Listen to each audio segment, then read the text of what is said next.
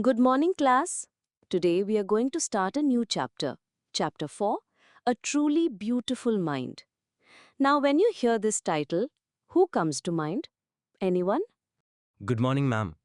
Does it have something to do with a scientist? Maybe someone very intelligent? You are absolutely on the right track. This chapter is about one of the greatest scientists in history, Albert Einstein. But it's not just about his scientific achievements. It's about him as a person, his thoughts, and his human side.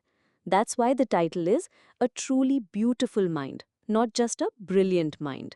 Oh, okay. I've heard his name, of course. He gave the theory of relativity. Exactly. But let's start from the beginning. Albert Einstein was born on the 14th of March 1879 in the German city of Ulm. Interestingly, as a child, he showed no signs of being a genius. In fact, his mother thought he was a bit of a freak because his head seemed too large. And he didn't even start talking until he was 2.5 years old. When he finally did learn to speak, he would say everything twice. He said everything twice? That's unusual. Why did he do that? The chapter doesn't give a definitive medical reason, but it shows he was different from other children. His playmates used to call him Brother Boring. He especially loved mechanical toys and was fascinated by how things worked. When his sister Maja was born, he looked at her and is said to have asked, "Fine, but where are her wheels?" That's funny. So he was more interested in how things were built? Precisely. This curiosity is what defined him. However, his school life wasn't very happy. He went to a school in Munich, he was a good student and scored good marks, but he hated the school's strict discipline and order. He often had disagreements with his teachers. He felt suffocated by the environment. At the age of 15, he felt so stifled there that he decided to leave the school for good. So he just left school. Where did he go? Yes, he did.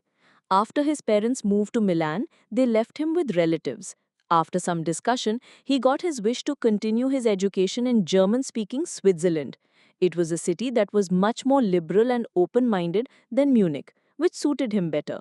He was highly gifted in mathematics and interested in physics, and after finishing school, he joined a university in Zurich. It was at the university in Zurich that he met a fellow student, Mileva Maric. He found her to be a clever creature. She was a young Serb who had come to Switzerland because the University of Zurich was one of the few in Europe where women could get degrees. Einstein saw in her an ally, someone who, like him, disliked the Philistines, a word he used for people who didn't appreciate art, literature, or music. They fell in love. So did they get married and work together? They did. They exchanged letters, mixing science with their affection. They finally married in January 1903 and had two sons. But Mileva, in the meantime, was losing her intellectual ambition and becoming an unhappy housewife. After years of constant fighting, the couple finally divorced in 1919. Einstein married his cousin Elsa the same year. Now let's talk about his work. After graduating in 1900, at the age of 20, he was unemployed for a while. Then in 1902, he finally got a job as a technical expert in the patent office in Bern. His job was to assess other people's inventions, but secretly, he was developing his own ideas. He jokingly called his desk drawer at work the Bureau of Theoretical Physics. So he was working on his theories while doing his D job. That's right. And in 1905, one of the most significant years in science, he published four groundbreaking papers. One was about his special theory of relativity, which described the relationship between time and distance. This led to the world's most famous equation. Do you know which one I'm talking about? Yes, ma'am. E equals mc square. E equals mc square.